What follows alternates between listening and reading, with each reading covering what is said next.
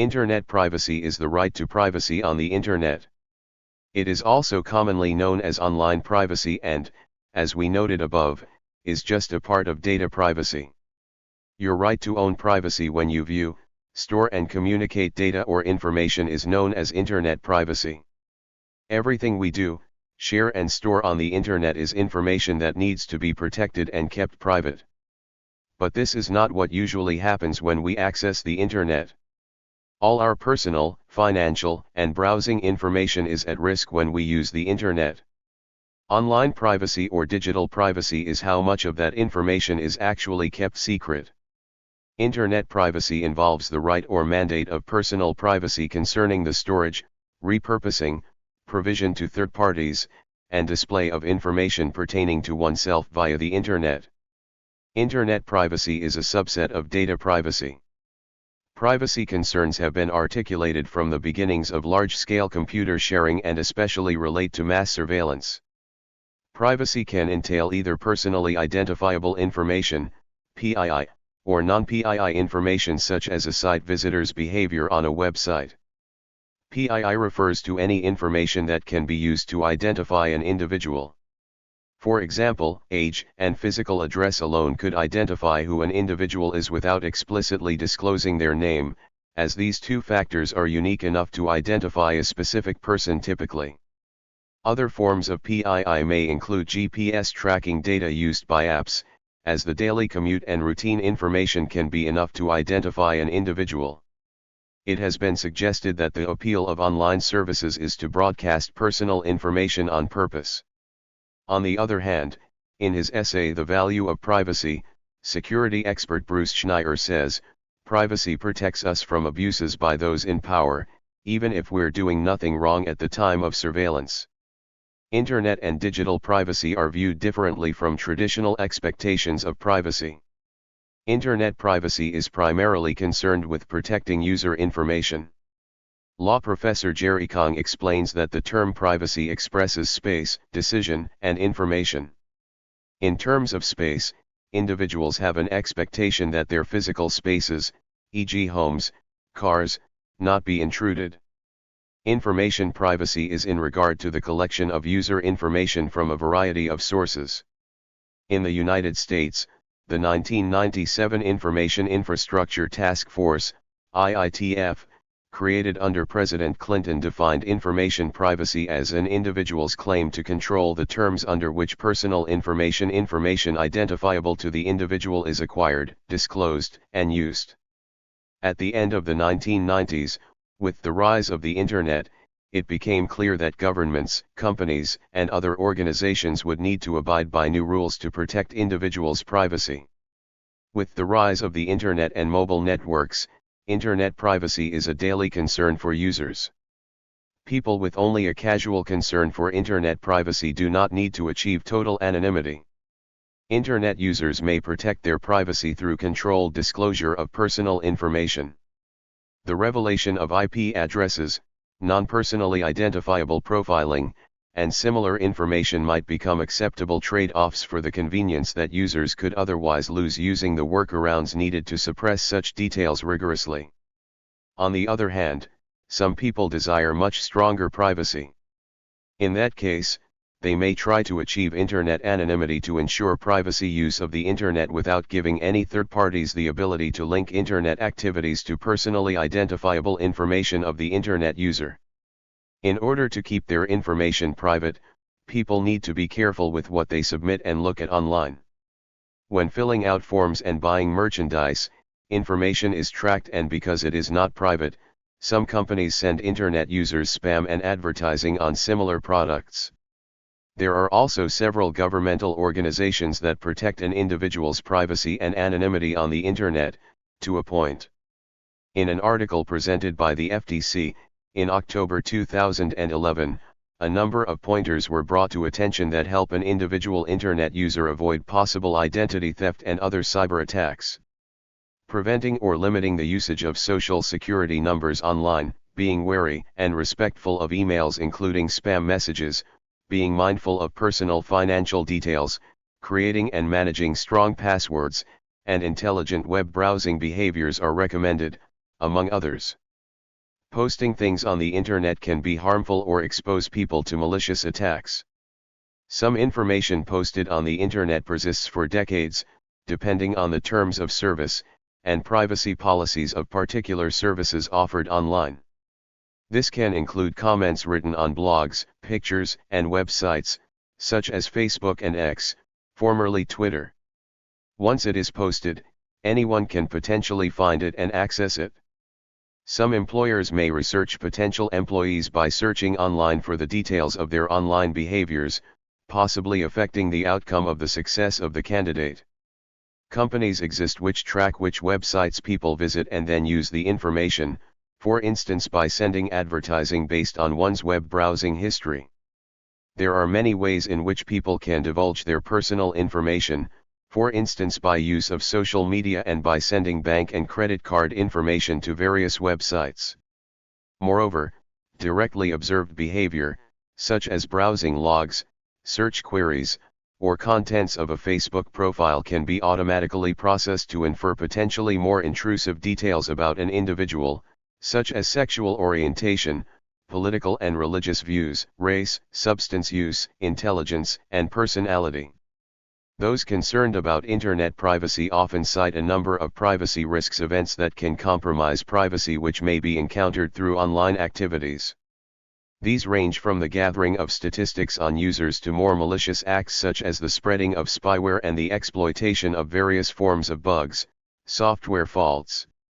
Several social networking websites try to protect the personal information of their subscribers, as well as provide a warning through a privacy and terms agreement. For example, privacy settings on Facebook are available to all registered users. They can block certain individuals from seeing their profile, they can choose their friends, and they can limit who has access to their pictures and videos. Privacy settings are also available on other social networking websites such as X.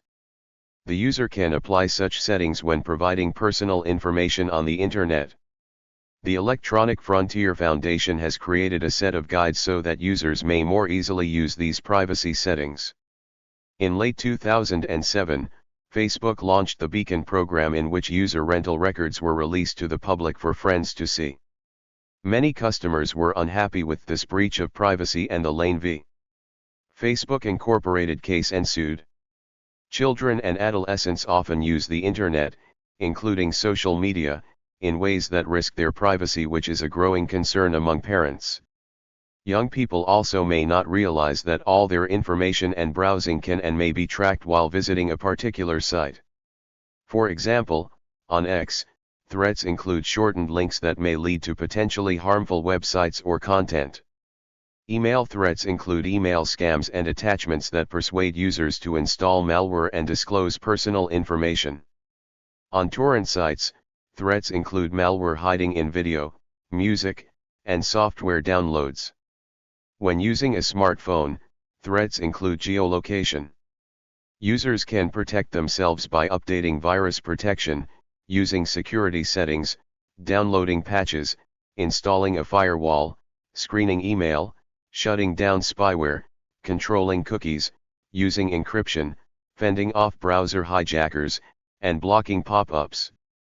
However, most people have little idea how to go about doing these things. Many businesses hire professionals to take care of these issues, but most individuals can only do their best to educate themselves. In 1998, the Federal Trade Commission considered the lack of privacy for children on the Internet and created the Children Online Privacy Protection Act, COPPA. COPPA limits the options which gather information from children and creates warning labels if potentially harmful information or content is presented. In 2000, the Children's Internet Protection Act, CIPA, was developed to implement Internet safety policies. Policies required taking technology protection measures that can filter or block children's Internet access to pictures that are harmful to them. Schools and libraries need to follow these requirements in order to receive discounts from E-Rate program. These laws, awareness campaigns, parental and adult supervision strategies, and Internet filters are making the Internet safer for children around the world. The privacy concerns of Internet users pose a serious challenge, Duncan, 1996, till 1997. Owing to the advancement in technology, access to the Internet has become easier to use from any device at any time. However, the increase of access from multiple sources increases the number of access points for an attack. In an online survey, approximately 7 out of 10 individuals responded that what worries them most is their privacy over the Internet, rather than over the mail or phone. Internet privacy is becoming a threat, as a person's personal data may slip into the wrong hands if passed around through the web. All websites receive and many track the IP address of a visitor's computer. Companies match data over time to associate the name, address, and other information to the IP address. There is ambiguity about how private IP addresses are. The Court of Justice of the European Union has ruled they need to be treated as personally identifiable information if the website tracking them, or a third party like a service provider, knows the name or street address of the IP address holder, which would be true for static IP addresses, not for dynamic addresses. California regulations say IP addresses need to be treated as personal information if the business itself, not a third party, can link them to a name and street address. An Alberta court ruled that police can obtain the IP addresses and the names and addresses associated with them without a search warrant. The Calgary, Alberta police found IP addresses that initiated online crimes. The service provider gave police the names and addresses associated with those IP addresses. An HTTP cookie is data stored on a user's computer that assists in automated access to websites or web features, or other state information required in complex websites. It may also be used for user tracking by storing special usage history data in a cookie, and such cookies, for example, those used by Google Analytics, are called tracking cookies. Cookies are a common concern in the field of Internet privacy. Although website developers most commonly use cookies for legitimate technical purposes, cases of abuse occur. In 2009, 2 researchers noted that social networking profiles could be connected to cookies, allowing the social networking profile to be connected to browsing habits. In the past, websites have not generally made the user explicitly aware of the storing of cookies. However, tracking cookies, and especially third-party tracking cookies, are commonly used as ways to compile long-term records of individuals' browsing histories, a privacy concern that prompted European and US lawmakers to take action in 2011. Cookies can also have implications for computer forensics. In past years, most computer users were not completely aware of cookies, but users have become conscious of the possible detrimental effects of Internet cookies. A recent study has shown that 58% of users have deleted cookies from their computer at least once, and that 39% of users delete cookies from their computer every month. Since cookies are advertisers' main way of targeting potential customers, and some customers are deleting cookies, some advertisers started to use persistent flash cookies and zombie cookies, but modern browsers and anti-malware software can now block or detect and remove such cookies. The original developers of cookies intended that only the website that originally distributed cookies to users could retrieve them, therefore returning only data already possessed by the website.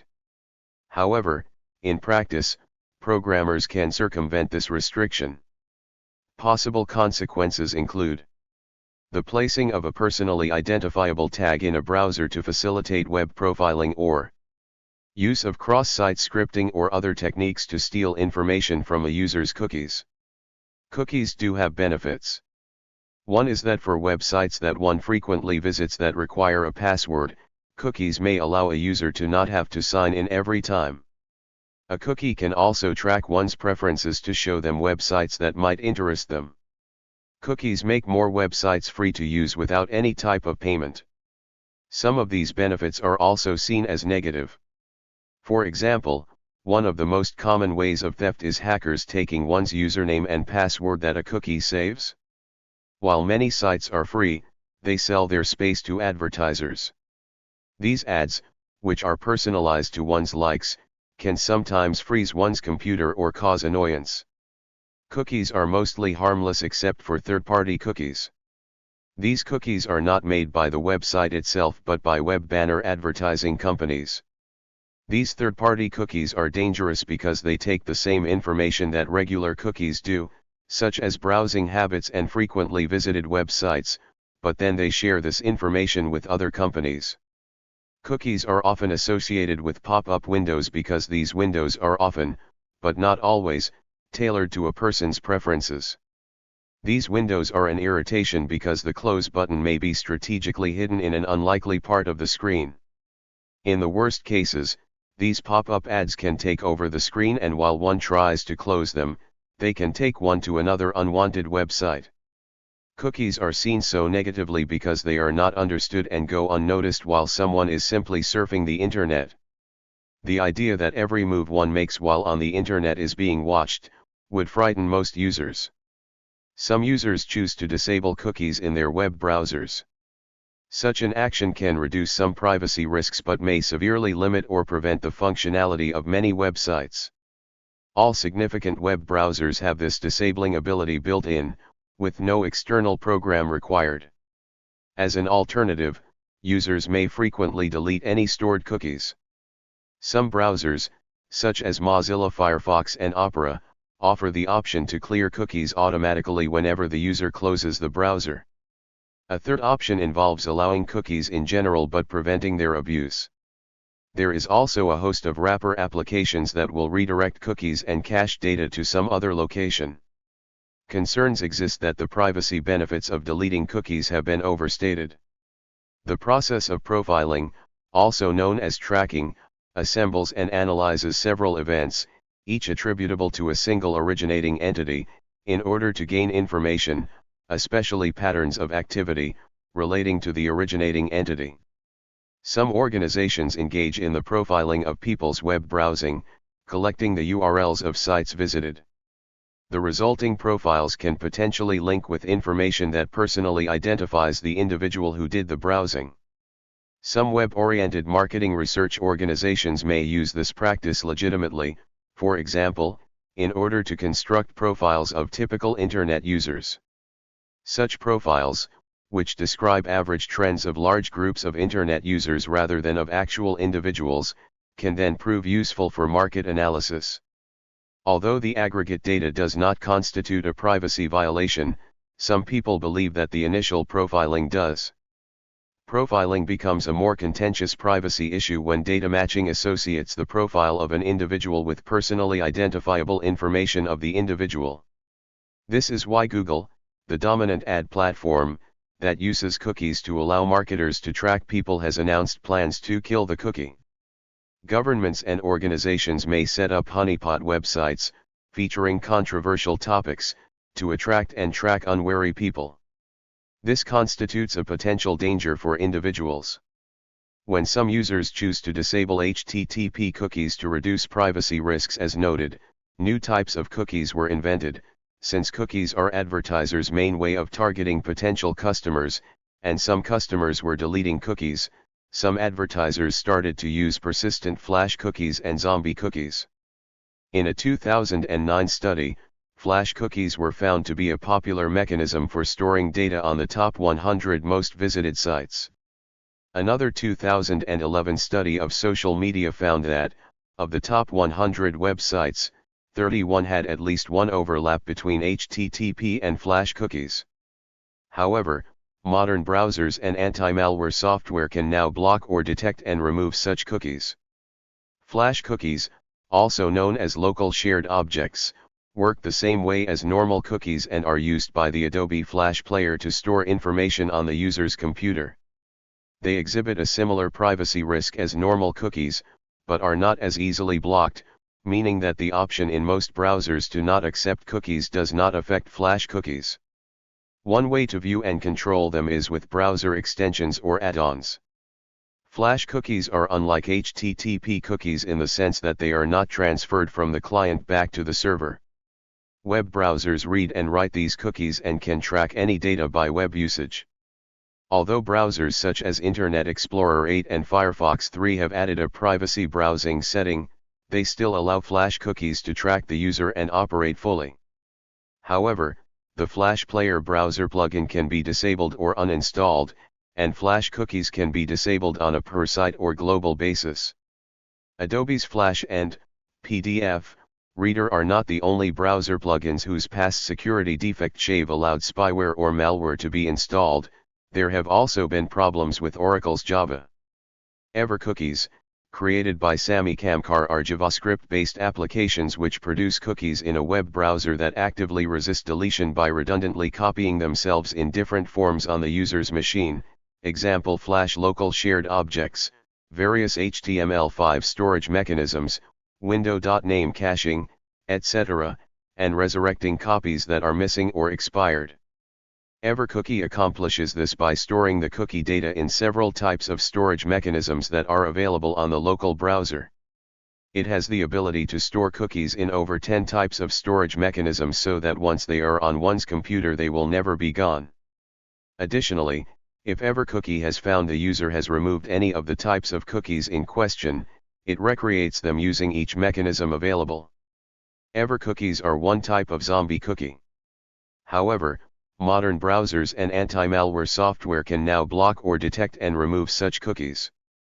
Some anti-fraud companies have realized the potential of EverCookies to protect against and catch cybercriminals. These companies already hide small files in several places on the perpetrator's computer, but hackers can usually easily get rid of these. The advantage to EverCookies is that they resist deletion and can rebuild themselves. There is controversy over where the line should be drawn on the use of this technology. Cookies store unique identifiers on a person's computer that are used to predict what one wants. Many advertisement companies want to use this technology to track what their customers are looking at online. This is known as online behavioral advertising, which allows advertisers to keep track of the consumer's website visits to personalize and target advertisements. EverCookies enable advertisers to continue to track a customer regardless of whether their cookies are deleted or not. Some companies are already using this technology, but the ethics are still being widely debated. Anonymizer and EverCookies are part of a free Firefox plugin that protects against EverCookies. This plugin extends Firefox's private browsing mode so that users will be completely protected from EverCookies. EverCookies eliminate the entire manual deletion process while keeping the cookies users want, like browsing history and saved account information. Canvas fingerprinting allows websites to identify and track users using HTML5 Canvas elements instead of using a browser cookie. Cross-device tracking are used by advertisers to help identify which channels are most successful in helping convert browsers into buyers. Click-through rate is used by advertisers to measure the number of clicks they receive on their ads per number of impressions. Mouse tracking collects the user's mouse cursor positions on the computer. Browser fingerprinting relies on your browser and is a way of identifying users every time they go online and track your activity. Through fingerprinting, websites can determine the user's operating system, language, time zone, and browser version without your permission. Supercookies or EverCookies can not only be used to track users across the web, but they are also hard to detect and difficult to remove since they are stored in a different place than the standard cookies. Session replay scripts allows the ability to replay a visitor's journey on a website or within a mobile application or web application. Redirect tracking is the use of redirect pages to track users across websites. Web beacons are commonly used to check whether or not an individual who received an email actually read it. Favicons can be used to track users since they persist across browsing sessions. Federated learning of cohorts, FLoC, trialed in Google Chrome in 2021, which intends to replace existing behavioral tracking, which relies on tracking individual user actions and aggregating them on the server side, with web browser declaring their membership in a behavioral cohort. EFF has criticized FLoC as retaining the fundamental paradigm of surveillance economy, where each user's behavior follows them from site to site as a label, inscrutable at a glance but rich with meaning to those in the know. UID smuggling was found to be prevalent and largely not mitigated by latest protection tools, such as Firefox's Tracking Protection and uBlock Origin, by a 2022 study, which also contributed to countermeasures. A device fingerprint is information collected about the software and hardware of a remote computing device to identify individual devices even when persistent cookies, and also zombie cookies, cannot be read or stored in the browser. The client IP address is hidden, and even if one switches to another browser on the same device. This may allow a service provider to detect and prevent identity theft and credit card fraud, but also to compile long-term records of individuals' browsing histories even when they're attempting to avoid tracking, raising a major concern for Internet privacy advocates. Third-party requests are HTTP data connections from client devices to addresses on the web which are different from the website the user is currently surfing. Many alternative tracking technologies to cookies are based on third-party requests. Their importance has increased during the last few years and even accelerated after Mozilla, 2019, Apple, 2020, and Google, 2022, have announced to block third-party cookies by default. Third requests may be used for embedding external content, e.g. advertisements, or for loading external resources and functions, e.g. images, icons, fonts, CAPTCHAs, jQuery resources, and many others. Depending on the type of resource loaded, such requests may enable third parties to execute a device fingerprint or place any other kind of marketing tag. Irrespective of the intention, such requests do often disclose information that may be sensitive, and they can be used for tracking either directly or in combination with other personally identifiable information. Most of the requests disclose referrer details that reveal the full URL of the actually visited website. In addition to the referrer URL, further information may be transmitted by the use of other request methods such as HTTP POST. Since 2018, Mozilla partially mitigates the risk of third-party requests by cutting the referrer information when using the private browsing mode. However, personal information may still be revealed to the requested address in other areas of the HTTP header. Today, many people have digital cameras and post their photographs online. For example, street photography practitioners do so for artistic purposes and social documentary photography practitioners do so to document people in everyday life. The people depicted in these photos might not want them to appear on the internet. Police arrest photos, considered public record in many jurisdictions, are often posted on the internet by online mugshot publishing sites. Some organizations attempt to respond to this privacy-related concern. For example, the 2005 Wikimania conference required that photographers have the prior permission of the people in their pictures, albeit this made it impossible for photographers to practice candid photography, and doing the same in a public place would violate the photographer's free speech rights. Some people wore a no photos tag to indicate they would prefer not to have their photo taken. See photo.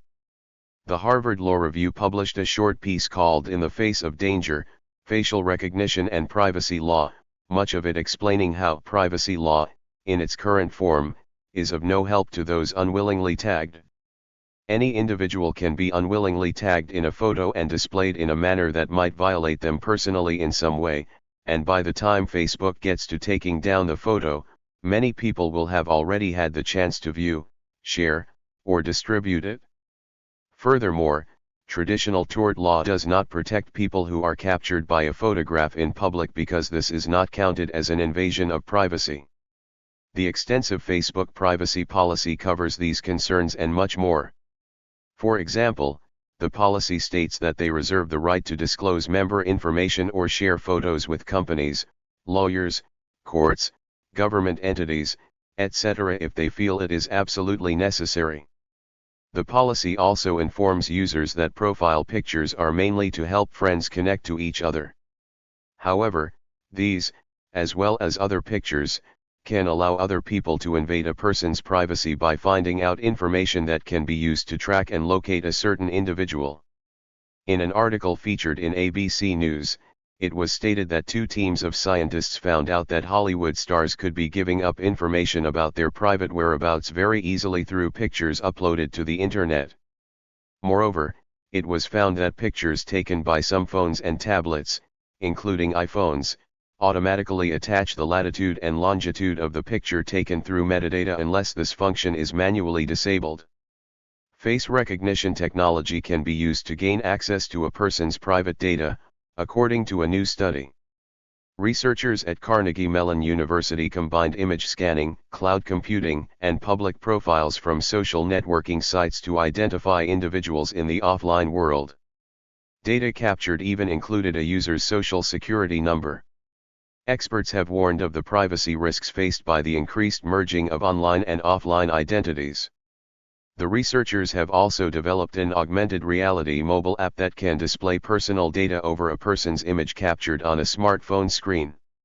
Since these technologies are widely available, users' future identities may become exposed to anyone with a smartphone and an internet connection. Researchers believe this could force a reconsideration of future attitudes to privacy. Google Street View, released in the US in 2007, is currently the subject of an ongoing debate about possible infringement on individual privacy.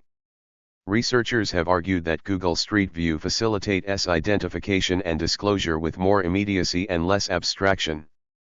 The medium through which Street View disseminates information, the photograph, is very immediate in the sense that it can potentially provide direct information and evidence about a person's whereabouts, activities, and private property. Moreover, the technology's disclosure of information about a person is less abstract in the sense that, if photographed, a person is represented on Street View in a virtual replication of his or her own real-life appearance. In other words, the technology removes abstractions of a person's appearance or that of his or her personal belongings. There is an immediate disclosure of the person and object, as they visually exist in real life. Although Street View began to blur license plates and people's faces in 2008, the technology is faulty and does not entirely ensure against accidental disclosure of identity and private property. The researchers note that many of the concerns leveled at Street View stem from situations where its photograph-like images were treated as definitive evidence of an individual's involvement in particular activities. In one instance, a Swiss politician barely avoided public scandal when he was photographed in 2009 on Google Street View walking with a woman who was not his wife. The woman was actually his secretary. Similar situations occur when Street View provides high-resolution photographs, and photographs hypothetically offer compelling objective evidence. But as the case of the Swiss politician illustrates, even supposedly compelling photographic evidence is sometimes subject to gross misinterpretation. This example further suggests that Google Street View may provide opportunities for privacy infringement and harassment through public dissemination of the photographs. Google Street View does, however, blur or remove photographs of individuals and private property from image frames if the individuals request further blurring and or removal of the images. This request can be submitted for review through the Report a Problem button that is located on the bottom left-hand side of every image window on Google Street View. However, Google has made attempts to report a problem difficult by disabling the "Why are you reporting the Street View" icon. Search engines have the ability to track a user's searches. Personal information can be revealed through searches by the user's computer, account, or IP address being linked to the search terms used. Search engines have claimed a necessity to retain such information in order to provide better services, protect against security pressure, and protect against fraud. A search engine takes all of its users and assigns each one a specific ID number. Search engines often keep records of users' internet activity and sites visited. AOL's system is one example. AOL has a database of 21 million members, each with their own specific ID number. The way that AOL's search engine is set up, however, allows for AOL to keep records of all the websites visited by any given member. Even though the true identity of the user is not known, a full profile of a member can be made just by using the information stored from search history. By keeping records of what people query through AOL search, the company is able to learn a great deal about them without knowing their names. Search engines also are able to retain user information, such as location and time spent using the search engine, for up to 90 days. Most search engine operators use the data to get a sense of which needs must be met in certain areas of their field. People working in the legal field are also allowed to use information collected from these search engine websites. The Google search engine is given as an example of a search engine that retains the information entered for a period of 3/4 of a year before it becomes obsolete for public usage. Yahoo follows in the footsteps of Google in the sense that it also deletes user information after a period of 90 days. Other search engines such as Ask Search Engine have promoted a tool of AskRazor which essentially takes away personal information when requested. Some changes made to Internet search engines included that of Google's search engine. Beginning in 2009, Google began to run a new system where the Google search became personalized. The item that is searched and the results that are shown remember previous information that pertains to the individual.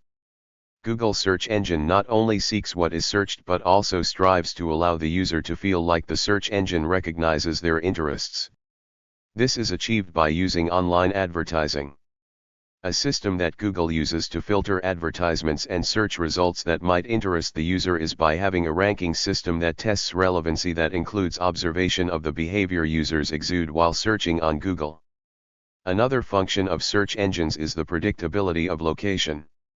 Search engines are able to predict where one's location is currently by locating IP addresses and geographical locations. Google had publicly stated on January 24, 2012, that its privacy policy would once again be altered. This new policy would change the following for its users: 1. The privacy policy would become shorter and easier to comprehend, and 2. The information that users provide would be used in more ways than it is presently being used. The goal of Google is to make users' experiences better than they currently are. This new privacy policy came into effect on March 1, 2012. Peter Fleischer, the global privacy counselor for Google, has explained that if a person is logged into his/her Google account, and only if he/she is logged in, information will be gathered from multiple Google services in which he/she has used in order to be more accommodating. Google's new privacy policy will combine all data used on Google's search engines, i.e., YouTube and Gmail, in order to work along the lines of a person's interests. A person, in effect, will be able to find what he/she wants at a more efficient rate because all searched information during times of login will help to narrow down new search results. Google's privacy policy explains what information they collect and why they collect it, how they use the information, and how to access and update information. Google will collect information to better service its users, such as their language, which ads they find useful, or people that are important to them online. Google announces they will use this information to provide, maintain, and protect Google and its users. The information Google uses will give users more relevant search results and advertisements. The new privacy policy explains that Google can use shared information on one service in other Google services from people who have a Google account and are logged in. Google will treat a user as a single user across all of their products. Google claims the new privacy policy will benefit its users by being simpler. Google will, for example, be able to correct the spelling of a user's friend's name in a Google search or notify a user they are late based on their calendar and current location. Even though Google updated its privacy policy, its core privacy guidelines did not change. For example, Google still does not sell personal information or share it externally. Users and public officials have raised many concerns regarding Google's new privacy policy.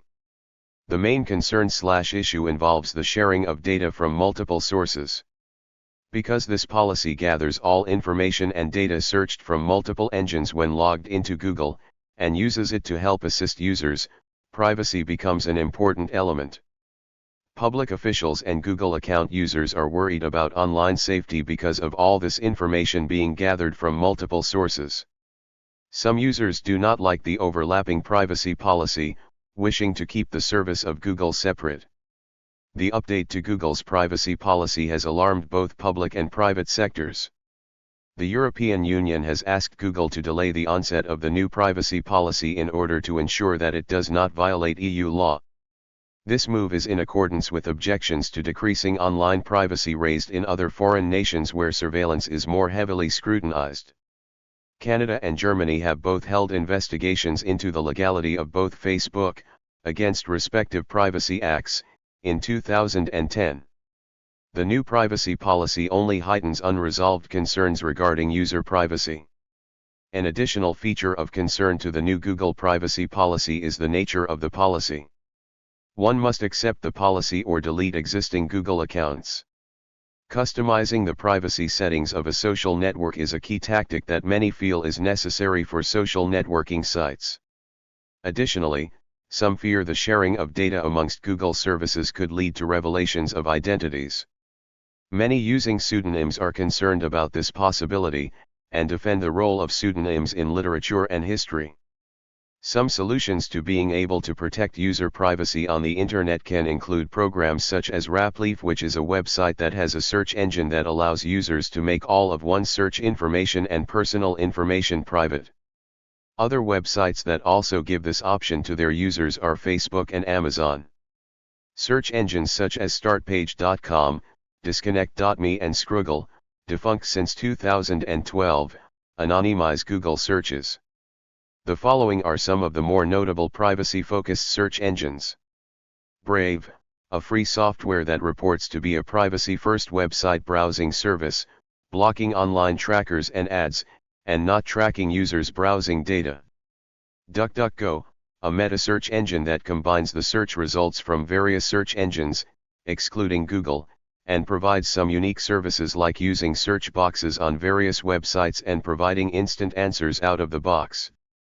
Qwant, an EU-based web search engine that is focusing on privacy. It has its own index and has servers hosted in the European Union. Cirx, a free and open-source privacy-oriented meta-search engine which is based on a number of decentralized instances. There are a number of existing public instances, but any user can create their own if they desire.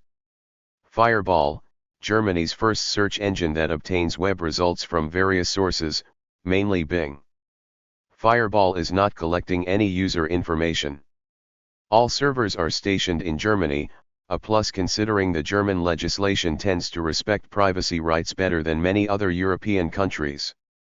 MetaGer, a meta search engine, obtains results from various sources, and in Germany by far the most popular safe search engine. MetaGer uses similar safety features as Fireball. IXQuick, a Dutch-based meta search engine, obtains results from various sources. It commits also to the protection of the privacy of its users. IXQuick uses similar safety features as Fireball. Yasi, a decentralized search engine developed on the basis of a community project, which started in 2005. The search engine follows a slightly different approach to the two previous ones, using a peer-to-peer principle that does not require any stationary and centralized servers. This has its disadvantages but also the simple advantage of greater privacy when surfing due to basically no possibility of hacking. Search Encrypt, an internet search engine that prioritizes maintaining user privacy and avoiding the filter bubble of personalized search results. It differentiates itself from other search engines by using local encryption on searches and delayed history expiration. Tor Browser, a free software that provides access to an anonymized network that enables anonymous communication. It directs the internet traffic through multiple relays. This encryption method prevents others from tracking a certain user, thus allowing the user's IP address and other personal information to be concealed.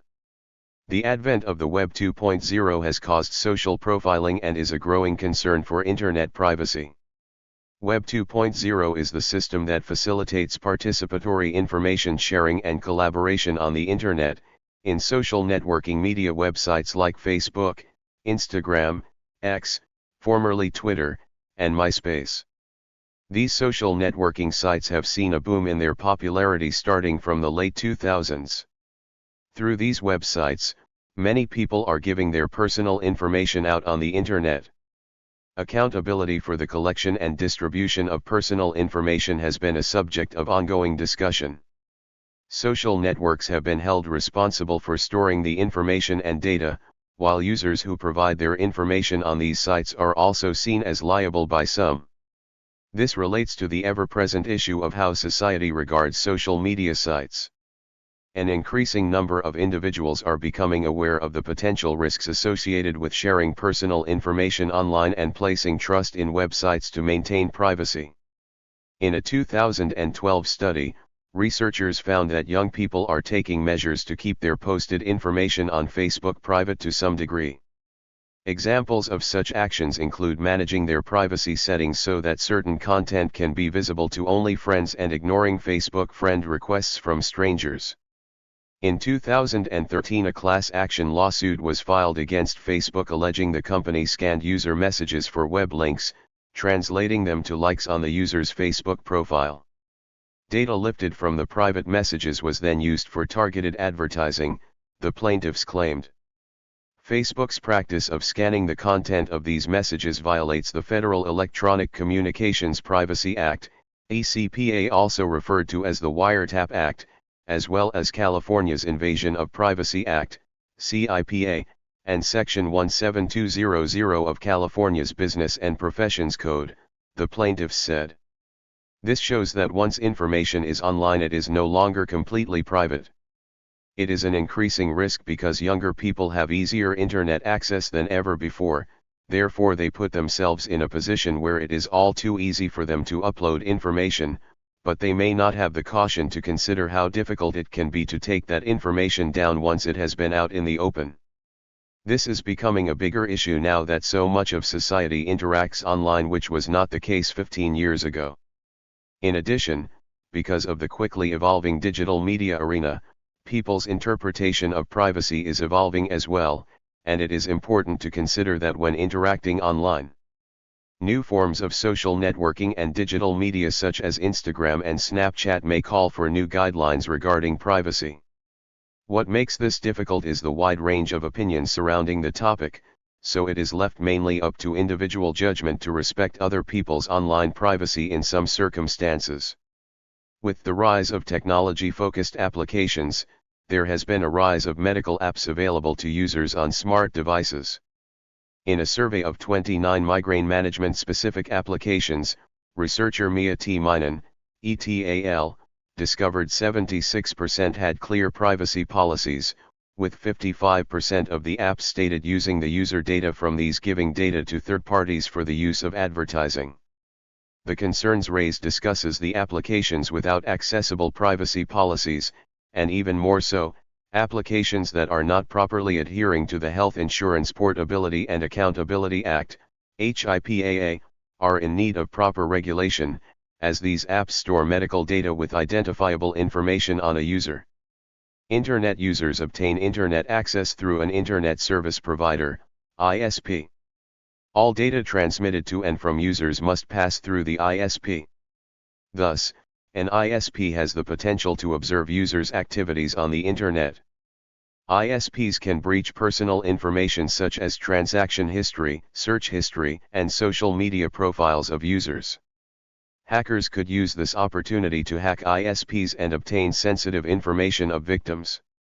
However, ISPs are usually prohibited from participating in such activities due to legal, ethical, business, or technical reasons. Normally, ISPs do collect at least some information about the consumers using their services.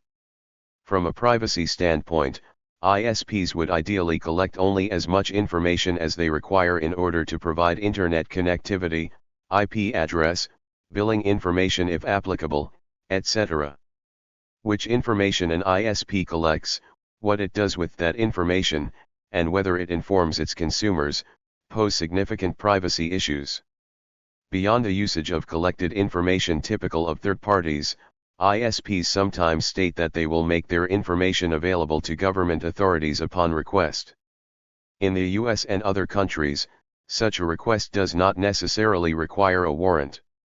An ISP cannot know the contents of properly encrypted data passing between its consumers and the Internet. For encrypting web traffic, HTTPS has become the most popular and best supported standard. Even if users encrypt the data, the ISP still knows the IP addresses of the sender and the recipient. However, see the IP addresses section for workarounds.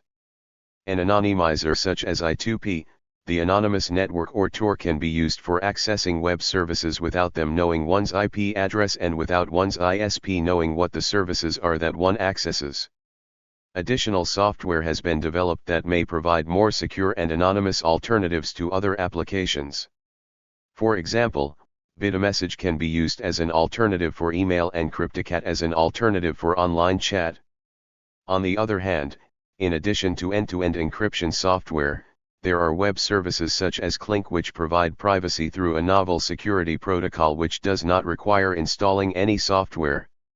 While signing up for Internet services, each computer contains a unique IP and Internet protocol address. This particular address will not give away private or personal information, however, a weak link could potentially reveal information from one's ISP. General concerns regarding Internet user privacy have become enough of a concern for a UN agency to issue a report on the dangers of identity fraud. In 2007, the Council of Europe held its first annual Data Protection Day on January 28, which has since evolved into the annual Data Privacy Day. 94. T-Mobile USA does not store any information on web browsing. Verizon Wireless keeps a record of the websites a subscriber visits for up to a year. Virgin Mobile keeps text messages for 3 months. Verizon keeps text messages for 3 to 5 days. None of the other carriers keep specific messages at all, but they keep a record of who texted who for over a year. AT&T Mobility keeps for 5 to 7 years a record of who texts who and the date and time, but not the content of the messages. Virgin Mobile keeps that data for 2 to 3 months. HTML5 is the latest version of Hypertext Markup Language specification. HTML defines how user agents, such as web browsers, are to present websites based on their underlying code. This new web standard changes the way that users are affected by the Internet and their privacy on the Internet. HTML5 expands the number of methods given to a website to store information locally on a client as well as the amount of data that can be stored. As such, privacy risks are increased. For instance, merely erasing cookies may not be enough to remove potential tracking methods since data could be mirrored in web storage, another means of keeping information in a user's web browser. There are so many sources of data storage that it is challenging for web browsers to present sensible privacy settings.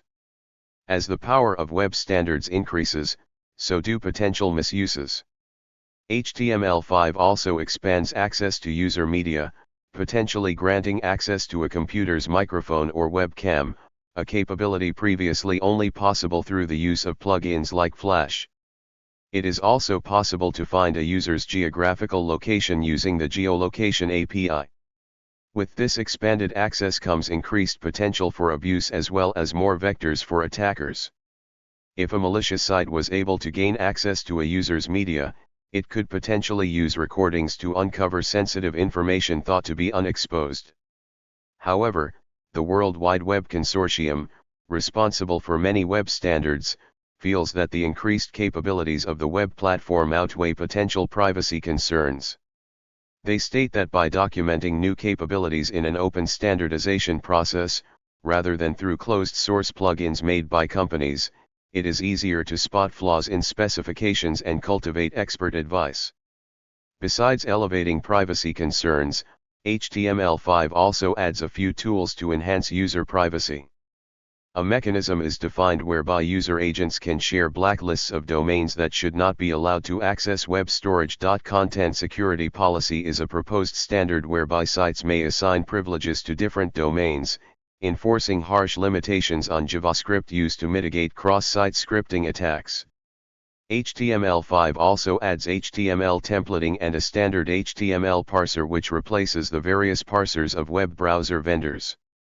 These new features formalize previously inconsistent implementations, reducing the number of vulnerabilities though not eliminating them entirely.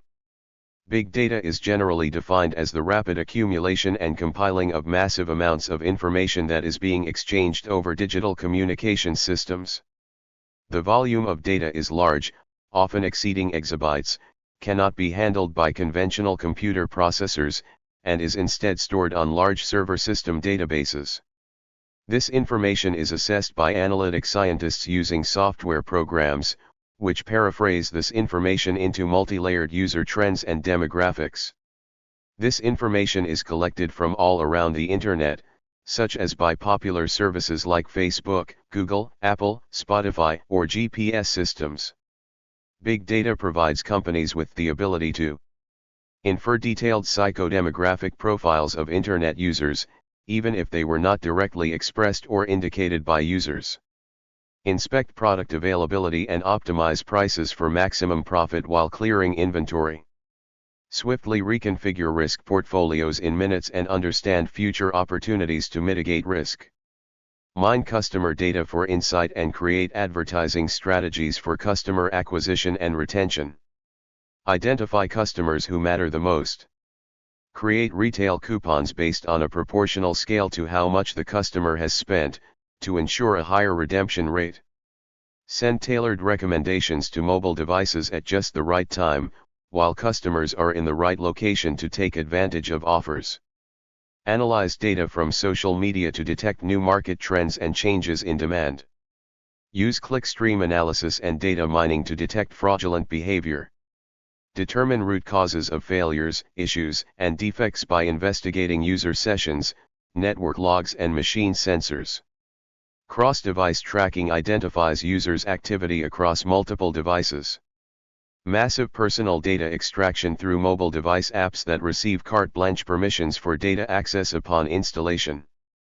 Malware is a term short for malicious software and is used to describe software that is used to cause damage to a single computer, server, or computer network, whether that is through the use of a virus, Trojan horse, spyware, etc. Spyware is a piece of software that obtains information from a user's computer without that user's consent. A web bug is an object embedded into a web page or email and is usually invisible to the user of the website or reader of the email. It allows checking to see if a person has looked at a particular website or read a specific email message. Phishing is a criminally fraudulent process of trying to obtain sensitive information such as usernames, passwords, or credit card and bank information. Phishing is an internet crime in which someone masquerades as a trustworthy entity in some form of electronic communication. Pharming is a hacker's attempt to redirect traffic from a legitimate website to a completely different internet address. Pharming can be conducted by changing the host's file on a victim's computer or by exploiting a vulnerability on the DNS server. Social engineering is where people are manipulated or tricked into performing actions or divulging confidential information. Malicious proxy server, or other anonymity services. Use of weak passwords that are short, consist of all numbers, all lowercase or all uppercase letters, or that can be easily guessed, such as single words, common phrases, a person's name, a pet's name, the name of a place, an address, a phone number, a social security number, or a birth date. Use of recycled passwords or the same password across multiple platforms which have become exposed from a data breach. Using the same login name and / or password for multiple accounts where one compromised account leads to other accounts being compromised. Allowing unused or little used accounts, where unauthorized use is likely to go unnoticed, to remain active. Using out-of-date software that may contain vulnerabilities that have been fixed in newer, more up-to-date versions. WebRTC is a protocol which suffers from a serious security flaw that compromises the privacy of VPN tunnels, by allowing the true IP address of the user to be read. It is enabled by default in major browsers such as Firefox and Google Chrome. Journalists have reported that the Internet's biggest corporations have hoarded Internet users' personal data to use it and sell it for large financial profits at the user's expense. Academics have called this practice informational exploitation. Private mobile messaging, the magazine reports on a band of startup companies that are demanding privacy and aiming to overhaul the social media business. Popular privacy-focused mobile messaging apps include Wickr, Wire, and Signal, which provide peer-to-peer encryption and give the user the capacity to control what message information is retained on the other end. Web tracking prevention. The most advanced protection tools are or include Firefox's tracking protection and the browser add-ons uBlock Origin and Privacy Badger. Moreover, they may include the browser add-on NoScript, the use of an alternative search engine like DuckDuckGo, and the use of a VPN. However, VPNs cost money, and as of 2023, NoScript may make general web browsing a pain. On mobile, the most advanced method may be the use of the mobile browser Firefox Focus, which mitigates web tracking on mobile to a large extent, including total cookie protection and similar to the private mode in the conventional Firefox browser. Opt-out requests. Users can also control third-party web tracking to some extent by other means. Opt-out cookies let users block websites from installing future cookies. Websites may be blocked from installing third-party advertisers or cookies on a browser, which will prevent tracking on the user's page. Do not track is a web browser setting that can request a web application to disable the tracking of a user. Enabling this feature will send a request to the website users are on to voluntarily disable their cross-site user tracking. Privacy mode. Contrary to popular belief, browser privacy mode does not prevent all tracking attempts because it usually only blocks the storage of information on the visitor site, cookies. It does not help, however, against the various fingerprinting methods. Such fingerprints can be de-anonymized. Many times, the functionality of the website fails. For example, one may not be able to log in to the site, or preferences are lost. Browsers. Some web browsers use tracking protection or tracking prevention features to block web trackers. The teams behind the NoScript and uBlock add-ons have assisted with developing Firefox's smart block capabilities. Search engines. To safeguard user data from tracking by search engines, various privacy-focused search engines have been developed as viable alternatives. Examples of such search engines include DuckDuckGo, MetaGer, and Swisscows, which prioritize preventing the storage and tracking of user activity. It's worth noting that while these alternatives offer enhanced privacy, some may not guarantee complete anonymity, and a few might be less user-friendly compared to mainstream search engines such as Google and Microsoft Bing. Protection through information overflow. According to Nicholas Lundblad, another perspective on privacy protection is the assumption that the quickly growing amount of information produced will be beneficial. The reasons for this are that the costs for the surveillance will rise and that there is more noise being understood as anything that interferes with the process of a receiver trying to extract private data from a sender. In this noise society, the collective expectation of privacy will increase, but the individual expectation of privacy will decrease.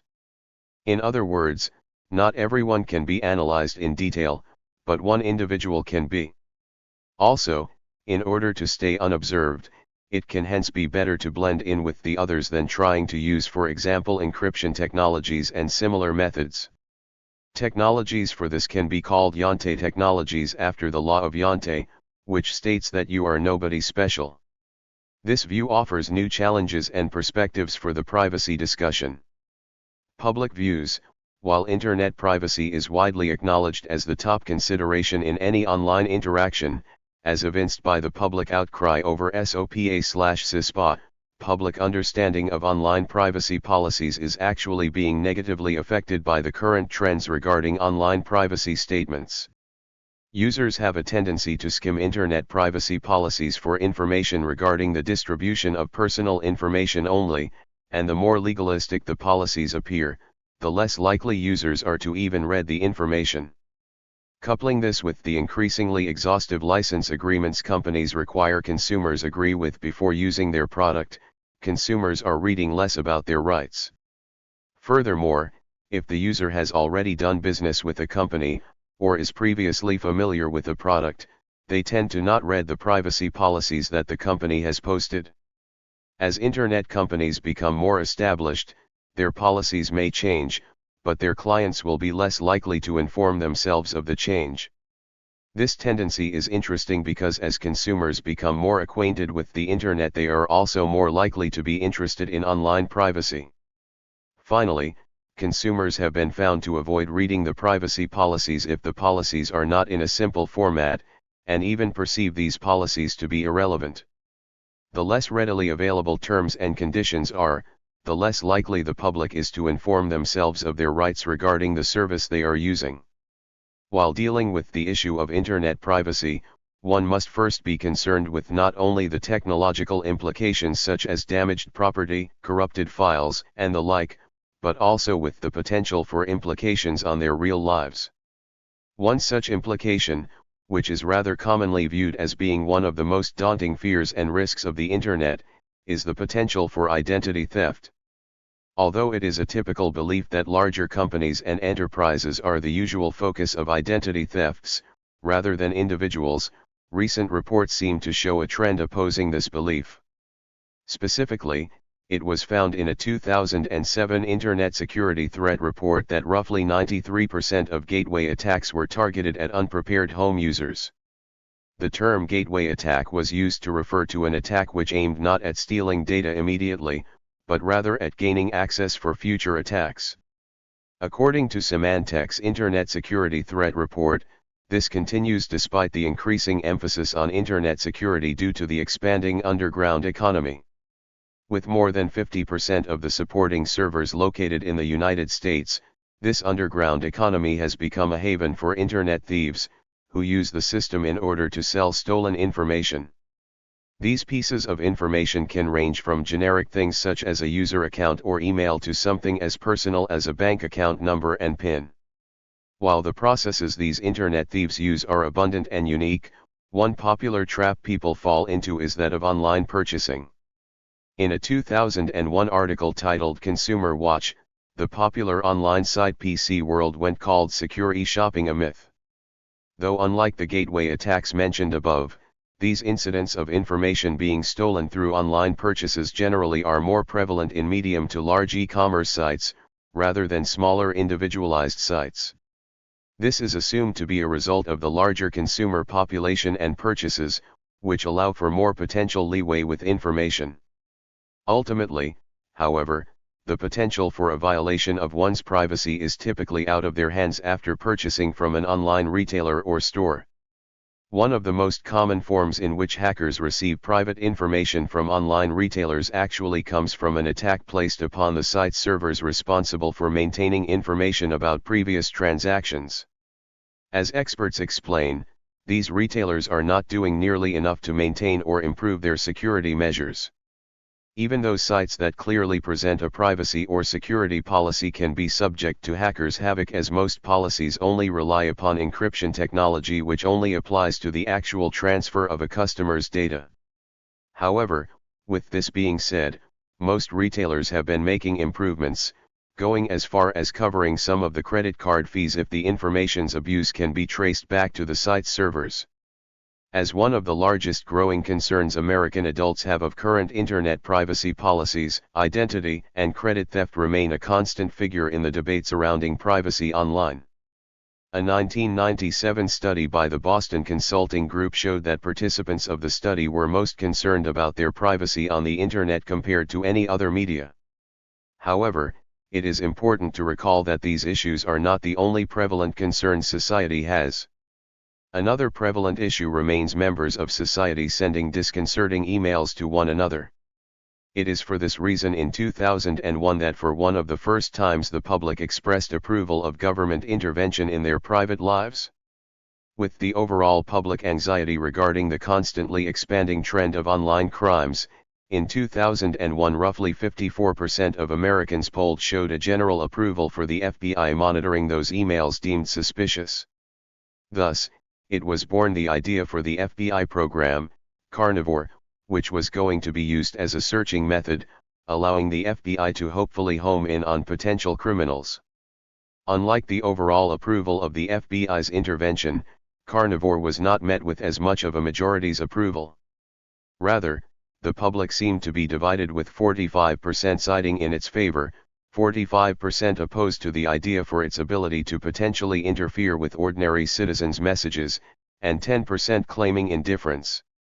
While this may seem slightly tangent to the topic of Internet privacy, it is important to consider that at the time of this poll, the general population's approval of government actions was declining, reaching 31% versus the 41% it held a decade prior. This figure, in collaboration with the majority's approval of FBI intervention, demonstrates an emerging emphasis on the issue of internet privacy in society and, more importantly, the potential implications it may hold on citizens' lives. Online users must seek to protect the information they share with online websites, specifically social media. In today's Web 2.0, individuals have become the public producers of personal information. Users create their own digital trails that hackers and companies alike capture and utilize for a variety of marketing and advertisement targeting. A recent paper from the RAND Corporation claims privacy is not the opposite of sharing, rather, it is control over sharing. Internet privacy concerns arise from the surrender of personal information to engage in a variety of acts, from transactions to commenting in online forums. Protection against invasions of online privacy will require individuals to make an effort to inform and protect themselves via existing software solutions, to pay premiums for such protections, or require individuals to place greater pressure on governing institutions to enforce privacy laws and regulations regarding consumer and personal information. Internet privacy issues also affect existing class distinctions in the United States, often disproportionately impacting historically marginalized groups typically classified by race and class. Individuals with access to private digital connections that have protective services are able to more easily prevent data privacy risks of personal information and surveillance issues. Members of historically marginalized communities face greater risks of surveillance through the process of data profiling, which increases the likelihood of being stereotyped, targeted, and exploited, thus exacerbating pre-existing inequities that foster uneven playing fields. There are severe, and often unintentional, implications for big data which results in data profiling.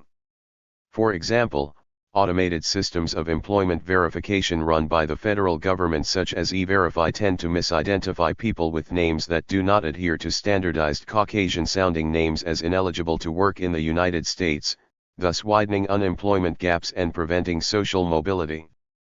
This case exemplifies how some programs have bias embedded within their codes. Tools using algorithms and artificial intelligence have also been used to target marginalized communities with policing measures, such as using facial recognition softwares and predictive policing technologies that use data to predict where a crime will most likely occur, and who will engage in the criminal activity. Studies have shown that these tools exacerbate the existing issue of over-policing in areas that are predominantly home to marginalized groups. These tools and other means of data collection can also prohibit historically marginalized and low-income groups from financial services regulated by the state, such as securing loans for house mortgages. Black applicants are rejected by mortgage and mortgage refinancing services at a much higher rate than white people, exacerbating existing racial divisions. Members of minority groups have lower incomes and lower credit scores than white people, and often live in areas with lower home values. Another example of technologies being used for surveilling practices is seen in immigration. Border control systems often use artificial intelligence in facial recognition systems, fingerprint scans, ground sensors, aerial video surveillance machines, and decision-making in asylum determination processes. This has led to large-scale data storage and physical tracking of refugees and migrants. While broadband was implemented as a means to transform the relationship between historically marginalized communities and technology to ultimately narrow the digital inequalities, inadequate privacy protections compromise user rights, profile users, and spur skepticism towards technology among users. Some automated systems, like the United Kingdom government's Universal Credit System in 2013, have failed to take into account that people, often minorities, may already lack internet access or digital literacy skills and therefore be deemed ineligible for online identity verification requirements, such as forms for job applications or to receive Social Security benefits, for example. Marginalized communities using broadband services may also not be aware of how digital information flows and is shared with powerful media conglomerates, reflecting a broader sense of distrust and fear these communities have with the state. Marginalized communities may therefore end up feeling dissatisfied or targeted by broadband services, whether from nonprofit community service providers or state providers. The General Data Protection Regulation, GDPR, is the toughest privacy and security law in the world. Though it was drafted and passed by the European Union, EU, it imposes obligations onto organizations anywhere, so long as they target or collect data related to people in the EU. There are no globally unified laws and regulations. In 2009, the European Union had for the first time created awareness for tracking practices when the ePrivacy Directive, 2009/136/EC, was put in force. In order to comply with this directive, websites had to actively inform the visitor about the use of cookies. This disclosure has been typically implemented by showing small information banners. 9 years later, by May 25, 2018, the European General Data Protection Regulation, GDPR, came into force, which aims to regulate and restrict the usage of personal data in general, irrespective of how the information is being processed. The regulation primarily applies to so-called controllers, which are, a. all organizations that process personal information within the European Union, and, b. all organizations which process personal information of EU-based persons outside the European Union. Article 4.1 defines personal information as anything that may be used for identifying a data subject, e.g. natural person, either directly or in combination with other personal information. In theory, this even takes common Internet identifiers such as cookies or IP addresses in the scope of this regulation. Processing such personal information is restricted unless a lawful reason according to Article 6.1 applies. The most important lawful reason for data processing on the Internet is the explicit content given by the data subject. More strict requirements apply for sensitive personal information, Art. 9, which may be used for revealing information about ethnic origin, political opinion, religion, trade union membership, biometrics, health, or sexual orientation. However, explicit user content still is sufficient to process such sensitive personal information, Art. 9, 2, Lit. A. Explicit consent requires an affirmative act, Art. 4, 11, which is given if the individual person is able to freely choose and does consequently actively opt in.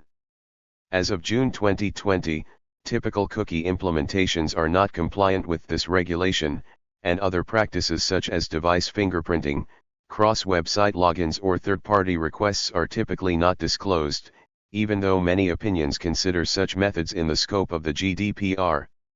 The reason for this controversy is the ePrivacy Directive 2009/136/EC, which is still unchanged in force. An updated version of this directive, formulated as ePrivacy Regulation, shall enlarge the scope from cookies only to any type of tracking method. It shall furthermore cover any kind of electronic communication channels such as Skype or WhatsApp. The new ePrivacy Regulation was planned to come into force alongside the GDPR, but as of July 2020, it was still under review. Some people assume that lobbying is the reason for this massive delay.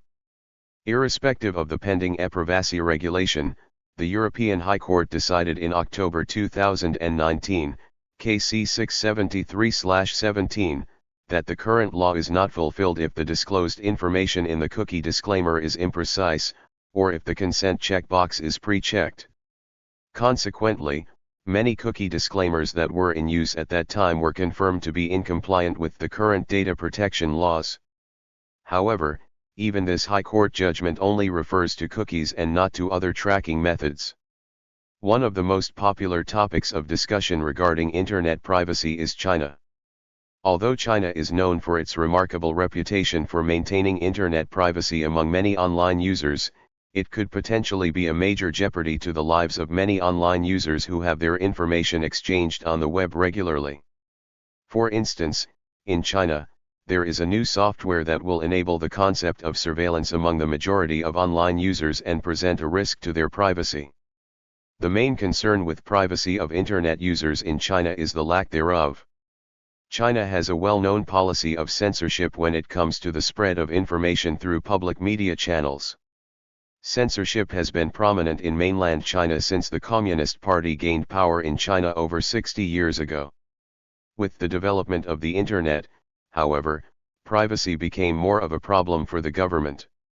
The Chinese government has been accused of actively limiting and editing the information that flows into the country via various media. The Internet poses a particular set of issues for this type of censorship, especially when search engines are involved. Yahoo, for example, encountered a problem after entering China in the mid-2000s. A Chinese journalist, who was also a Yahoo user, sent private emails using the Yahoo server regarding the Chinese government. Yahoo provided information to the Chinese government officials to track down journalist Shi Tao. Shi Tao allegedly posted state secrets to a New York-based website. Yahoo provided incriminating records of the journalist's account logins to the Chinese government, and Shi Tao was sentenced to 10 years in prison. These types of occurrences have been reported numerous times and have been criticized by foreign entities such as the creators of the Tor network, which was designed to circumvent network surveillance in multiple countries. There have been reports that personal information has been sold.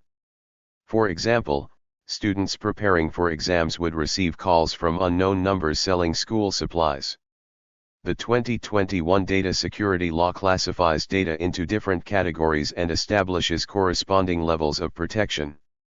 It imposes significant data localization requirements, in a response to the extraterritorial reach of the United States Cloud Act or similar foreign laws.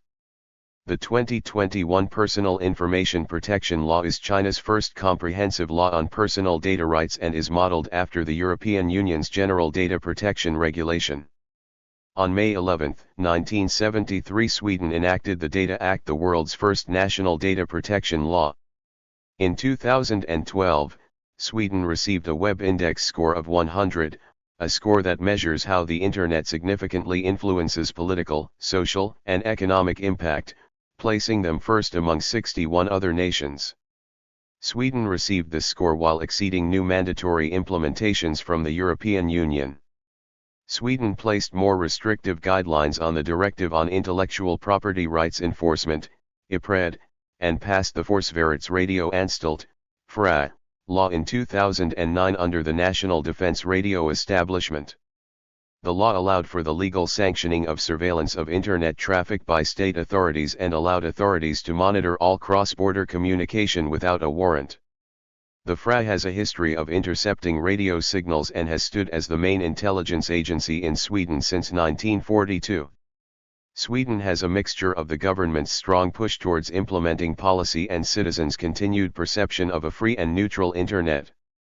Both of the previously mentioned additions created controversy among critics, but they did not change the public perception despite the new FRA law being litigated in front of the European Court of Human Rights for human rights violations. Sweden's recent emergence into Internet dominance may be explained by its recent climb in users. Only 2% of all Swedes were connected to the Internet in 1995, but at last count in 2012, 89% had broadband access. This was due in large part once again to the active Swedish government introducing regulatory provisions to promote competition among Internet service providers. These regulations helped grow web infrastructure and forced prices below the European average. Sweden was the birthplace of the Pirate Bay, an infamous file-sharing website. File sharing has been illegal in Sweden since it was developed. However, there was never any real fear of being persecuted for the crime until 2009, when the Swedish Parliament was the first in the European Union to pass the Intellectual Property Rights Directive. This directive persuaded Internet service providers to announce the identity of suspected violators. Sweden also uses an infamous centralized block list. The list is generated by authorities and was originally crafted to eliminate sites hosting child pornography. However, there is no legal way to appeal a site that ends up on the list, and as a result, many non-child pornography sites have been blacklisted. Sweden's government enjoys a high level of trust from its citizens. Without this trust, many of these regulations would not be possible, and thus many of these regulations may only be feasible in the Swedish context. Andrew Grove, co-founder and former CEO of Intel Corporation, offered his thoughts on internet privacy in an interview published in May 2000. Privacy is one of the biggest problems in this new electronic age. At the heart of the internet culture is a force that wants to find out everything about you.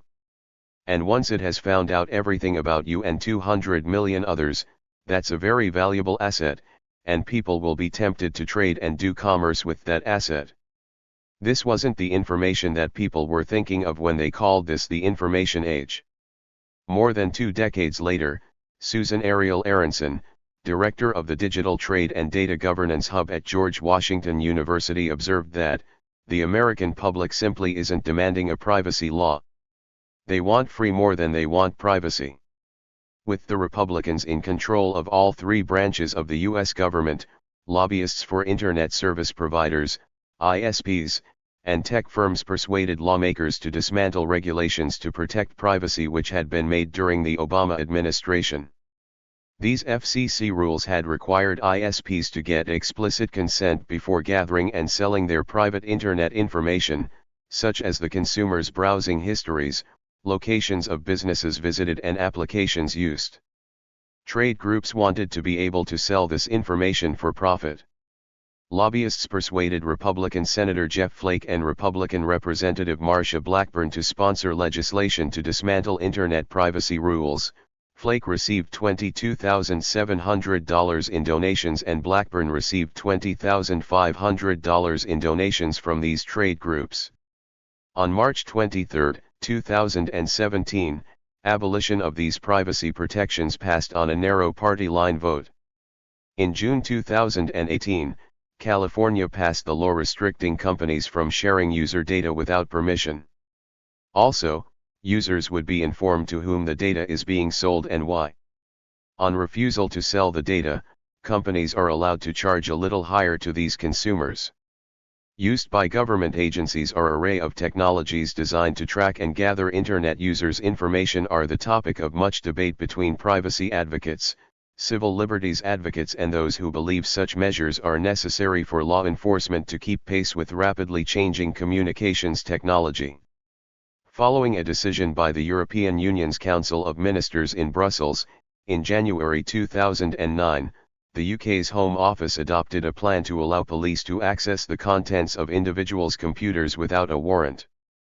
The process, called remote searching, allows one party, at a remote location, to examine another's hard drive and Internet traffic, including email, browsing history, and websites visited. Police across the EU are now permitted to request that the British police conduct a remote search on their behalf. The search can be granted, and the material turned over and used as evidence, on the basis of a senior officer believing it necessary to prevent a serious crime. Opposition MPs and civil liberties advocates are concerned about this move toward widening surveillance and its possible impact on personal privacy. Shami Chakrabarti, director of the human rights group Liberty, said the public will want this to be controlled by new legislation and judicial authorization. Without those safeguards, it's a devastating blow to any notion of personal privacy. The FBI's Magic Lantern software program was the topic of much debate when it was publicized in November 2001. Magic Lantern is a Trojan horse program that logs users' keystrokes, rendering encryption useless to those infected. Internet privacy is a growing concern with children and the content they are able to view.